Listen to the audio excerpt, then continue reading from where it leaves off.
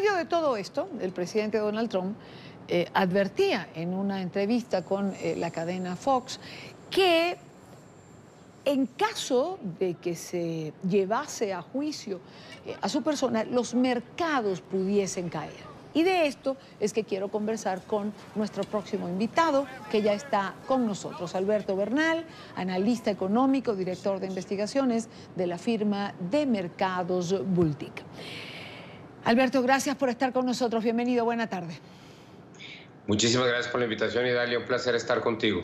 Igualmente. Si el presidente fuese llevado, comencemos por allí, que es su frase, ¿no? A juicio político, ¿los mercados caerían, como lo advierte?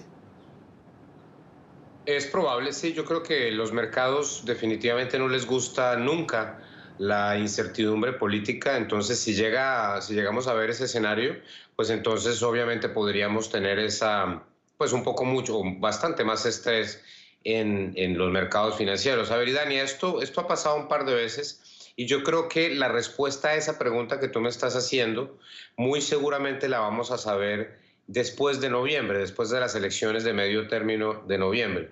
Y te voy a tratar de explicar básicamente, a tratar de explicarle a la audiencia cuál sería el escenario, digamos, en el cual el presidente Trump estaría mucho más débil desde el punto de vista político. Y ese sería si los demócratas ganan el Senado y la Cámara de Representantes, ambas cámaras del Congreso. Si llega a suceder ese escenario, si los demócratas tienen poder sobre el Senado y sobre la Cámara de Representantes, yo creo que la situación de Trump se podría poner bastante más complicada. Sin embargo, si los republicanos logran mantener el Senado, que pareciera ser lo más probable,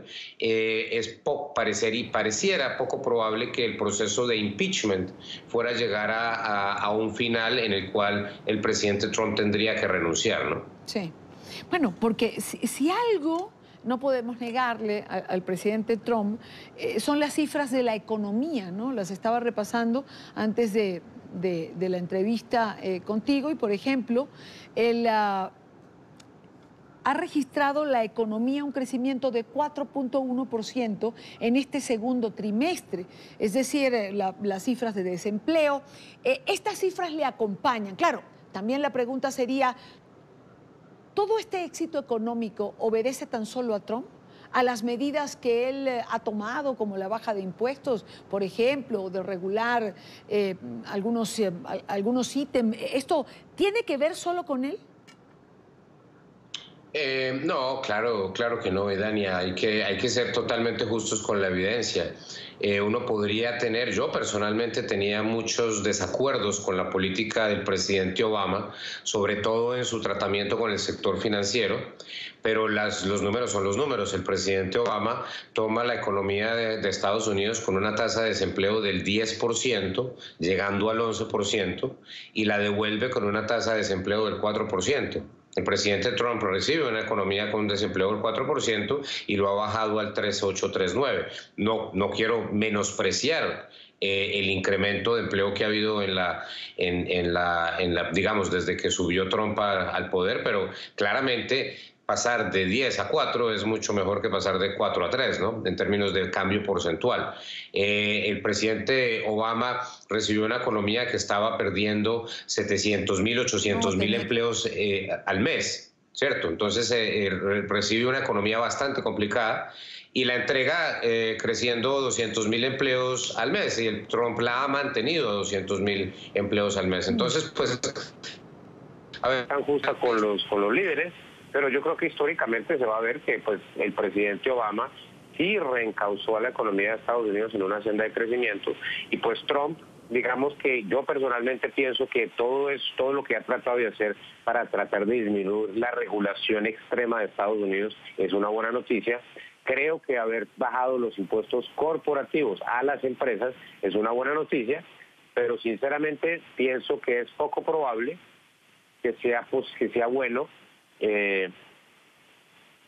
que bajen los impuestos individuales. Ahora, por ejemplo, y la economía no es precisamente mi fuerte, pero uno puede hablar, Alberto, de tranquilidad de los mercados cuando se habla de guerra comercial, cuando se suben los aranceles, cuando se le complican las cosas a los aliados de Estados Unidos, a Europa, a Canadá, a México. Es decir, ¿podemos hablar de mercados tranquilos con todos estos sobresaltos que el presidente Trump le imprime a la economía? Yo creo que no, sinceramente yo creo que no. Yo creo que es muy poco probable que todas estas cosas que estamos viendo desde el punto de vista de guerra comercial, etcétera, no vayan a tener un efecto negativo en la economía en algún momento. Entonces creo que hay que decirlo, es uno de los riesgos más importantes que tiene la economía mundial en este momento, y ojalá la administración Trump ya pronto decida no seguir con esta senda de confrontación, sobre todo confrontación, por ejemplo, con Alemania. Y yo sinceramente nunca he entendido por qué razón Estados Unidos tiene que tener una confrontación con Alemania cuando Estados Unidos realmente no tiene un déficit de comercio con Alemania. Si uno incluye el comercio de servicios, que es lo que uno debe hacer, Estados Unidos le vende más productos a Alemania de los que Alemania le vende a Estados Unidos. Entonces creo que es un error muy importante, un gran error, no incluir eso dentro del pensamiento y dentro de las decisiones que vaya a tomar la administración de aquí en adelante.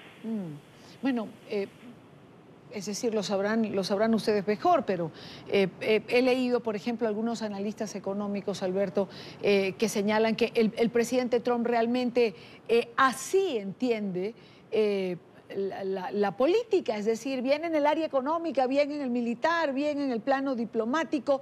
Para él, la cotidianidad es confrontacional. Claro que sí, y yo creo que pues eso es una parte de lo que es él, ¿no? Como dices tú, Trump es una persona que le gustan estas confrontaciones, y entonces pues por esa razón creo que pues nos vamos a tener, o nos hemos tenido que ir acostumbrando poco a poco a su forma de ser, a la forma del presidente Trump de reaccionar y de actuar ante las dinámicas internacionales. Entonces es una persona muy poco ortodoxa comparado con lo que nosotros estamos acostumbrados a ver.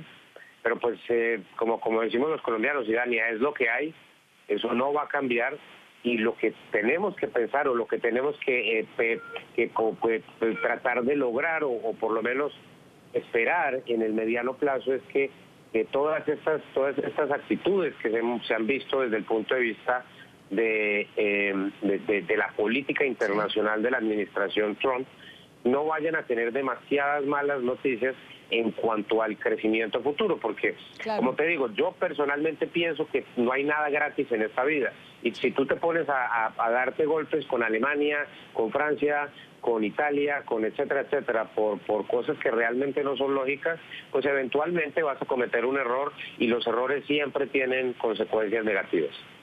Así es. Para muchos algunas de las medidas que el presidente Trump ha tomado pueden ser un boomerang que en algún momento se devuelve. Alberto, gracias por acompañarnos como siempre. Gracias por estos minutos. Muchísimas gracias por la invitación. Mil saludos a la audiencia.